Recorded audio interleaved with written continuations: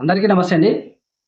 ఈరోజు వీడియో నందు మన ఆంధ్రప్రదేశ్లో కొత్తగా పింఛన్ అప్లై చేసుకునే వారికి మంచి అవకాశం అయితే కనుక గవర్నమెంట్ అయితే కల్పించడం జరుగుతూ ఉంది. అయితే ఇంతవరకు ఈ కూటమి ప్రభుత్వం అధికారంలోకి వచ్చిన తర్వాత ఇంతవరకు ఎటువంటి కొత్త పింఛన్ల ప్రస్తావన అనేది ఎక్కడ లేదు. ఏ అధికారి దగ్గరికి వెళ్ళినా లేకుంటే కనుక ఒక ఎమ్మెల్యే కావచ్చు, ఒక ఎంపీ కావచ్చు, ఒక నాయకుడి దగ్గరికి వెళ్ళినా కూడా ఎక్కువ వీటి గురించే ప్రస్తావన, ఎక్కువ వీటి గురించి అప్లికేషన్లు అయితే రావడం జరుగుతూ ఉంది. దీన్ని దృష్టిలో పెట్టుకొని ఈ కూటమి ప్రభుత్వం అనేది ఈ కొత్త పింఛన్లు అనేది రిలీజ్ చేయడం జరుగుతూ ఉంది. కొత్తగా పింఛన్ అప్లై చేసుకునే వారికి అవకాశం అయితే ఇవ్వడం జరుగుతూ ఉంది. అయితే అనగా ఈ ప్రభుత్వం వచ్చేసి జూన్ 12వ తేదీకి 2 సంవత్సరాలు పూర్తవుతుంది. 3వ సంవత్సరం సందర్భంగా కొత్త పింఛన్ రిలీజ్ చేయాలని చెప్పేసి ఈ గవర్నమెంట్ అయితే నిర్ణయం తీసుకుంది. అయితే అనగా ఇందులో ఈ పింఛన్లకు సంబంధించి 28 రకాల పింఛన్లు అయితే ఉన్నాయి. ఈ 28 రకాల పింఛన్లో 3 రకాల పింఛన్లకైతే కనుక అవకాశం అయితే కల్పించడం జరిగింది. ఏది? ఒకటి స్పౌస్ పింఛను, రెండోది వచ్చేసి వితంతు పింఛను, మూడోది వచ్చేసి దివ్యాంగుల పింఛను. ఈ 3 కేటగిరీ పింఛన్లకైతే కనుక అవకాశం అయితే కల్పించడం జరిగింది. వీటి గురించి ఒకసారి పూర్తి సమాచారం నేను వీడియోలో అందిస్తాను. వీడియో ఎక్కడికైనా స్కిప్ చేయొద్దు, వీడియో లాస్ట్ వరకు చూడండి, ఓకేనా? ఇంకా ఎవరైనా లైక్ చేయకపోతే కనుక లైక్ చేయండి, 10 మందికి వీడియో ఉపయోగపడుతుంది. అయితే ముందుగా మనకు స్పౌస్ పింఛన్ అనేది భర్త పింఛన్ తీసుకుంటూ ఒకవేళ భర్త చనిపోతే కనుక భర్త నుంచి భార్యగా మార్చడానికి స్పౌస్ కేటగిరీ ఆప్షన్ అయితే ఇవ్వడం జరిగింది. ఇది ప్రతి నెల ప్రాసెస్ అయితే జరుగుతూ ఉంది. ఇప్పుడు వరకు దగ్గర 2,30,000 పింఛన్లు అయితే కనుక స్పౌస్ పింఛన్ అయితే ఇవ్వడం జరిగింది. అయితే ఇక్కడ మనకు డేట్ ఇచ్చినాడు. ఇంతకుముందు వీడియోలో చెప్పాను, గత వీడియోలో చెప్పాను నేను.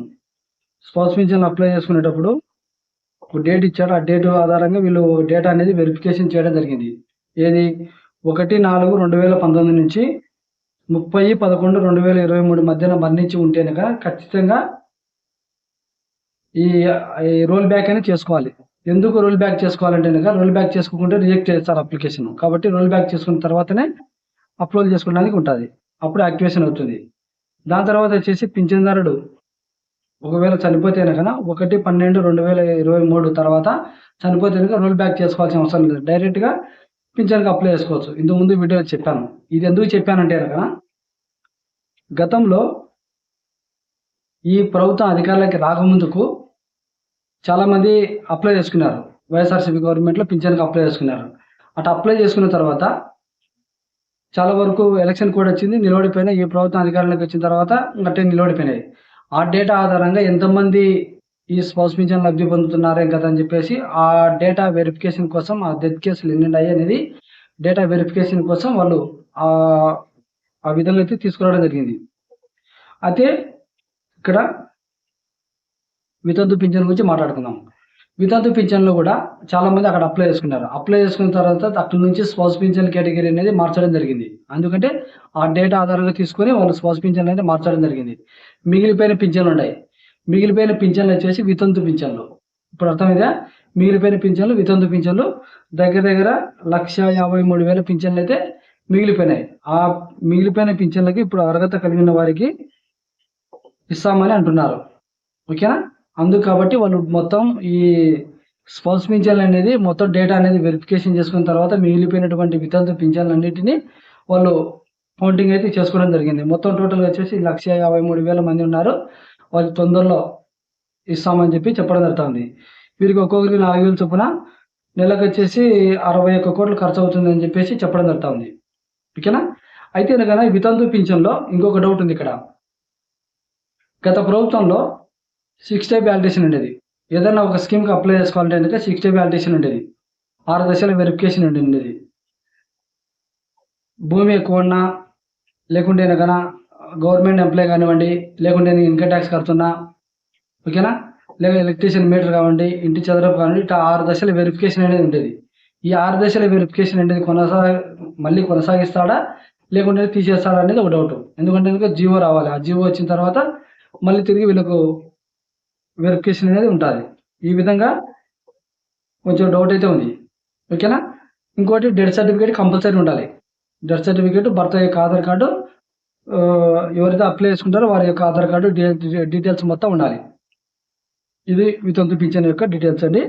ఇంకోటి దివ్యాంగుల పింఛను. దివ్యాంగుల పింఛన్ విషయానికి వచ్చాను కన్నా ఆల్రెడీ రీవెరిఫికేషన్ జరిగింది. మన ఆంధ్రప్రదేశ్లో టోటల్గా వచ్చేసి 6,50,000 మంది పింఛన్లు అయితే ఉన్నాయి. ఈ 6,50,000 పింఛన్లో రీవెరిఫికేషన్ జరపగా 1,00,000 పైనే పింఛన్లు అనేది తీసేయడం జరిగింది. వాళ్ళ అర్హత లేకపోయినా కూడా పింఛన్ తీసుకుంటున్నారని చెప్పేసి దొంగ సాధారణ సర్టిఫికేట్ తీసుకుంటున్నారని చెప్పేసి తీసేయడం జరిగింది. అయితే ఇక్కడ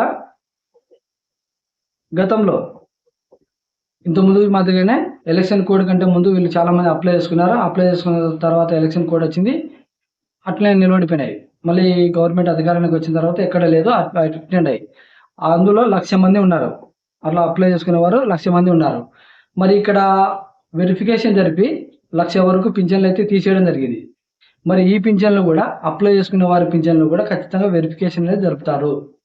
ఎందుకంటే కనుక ఆల్రెడీ ఈ 1,00,000 పింఛన్లు పోయినాయి కాబట్టి ప్రశ్నించే అవకాశం ఉంటుందని చెప్పేసి నేను అనుకుంటున్నాను. ఎందుకంటే ఈ 1,00,000 మంది పింఛన్లో ఇప్పుడు కొత్తగా అప్లై చేసుకునే వారికి డైరెక్ట్ ఇచ్చేది కన్నా ఇవ్వడానికి ఉండదు. ఎందుకంటే ఆల్రెడీ ఇక్కడ 1,00,000 పింఛన్లు తీసేయడం జరిగింది కాబట్టి వీళ్ళు ప్రశ్నించే అవకాశం ఉంటుంది కాబట్టి వీళ్ళకు కూడా వెరిఫికేషన్ అనేది ఉంటుంది అని అనుకుంటున్నాను. ఎందుకంటే అయినా కదా ఖచ్చితంగా వీళ్ళు వెరిఫికేషన్ పోయించిన తర్వాతనే ఓకే అంటేనే వీళ్ళకి పింఛన్ ఇచ్చేది. ఓకేనా? కాబట్టి ఆ సదరన్ సర్టిఫికేట్లు వీళ్ళ దగ్గర ఉన్నటువంటి సదరన్ సర్టిఫికేట్లు ఫేకా లేకుంటే కన్నా ఒరిజినల్ అని చెప్పేసి వీళ్ళు వెరిఫికేషన్ అయితే కంపల్సరీ చేస్తారు.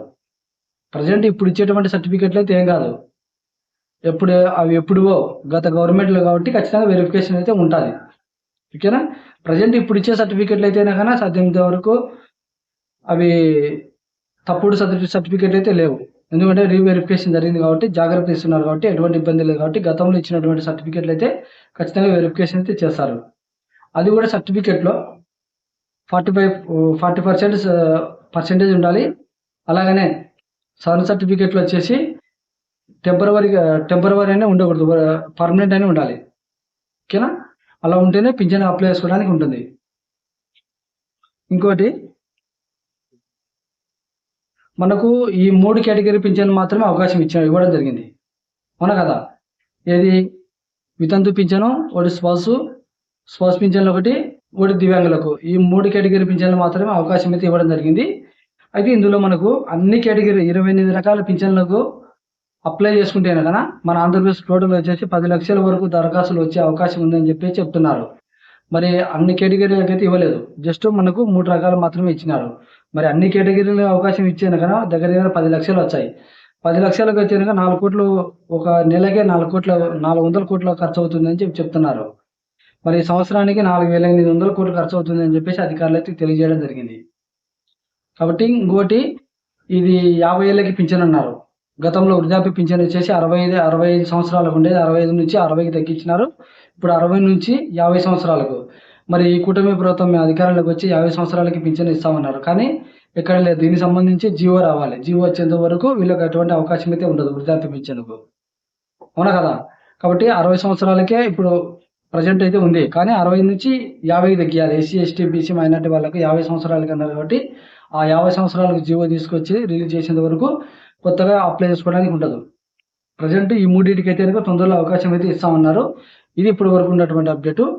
ఇందులో కూడా మరి కొత్తగా అప్లై చేసుకున్న వారికి అవకాశం ఇస్తాడా లేదా, గతంలో అప్లై చేసుకునే వారికి ఇస్తాడా లేదా అనేది ఆ సైట్ ఓపెన్ అయితే మనకు అర్థమవుతుంది.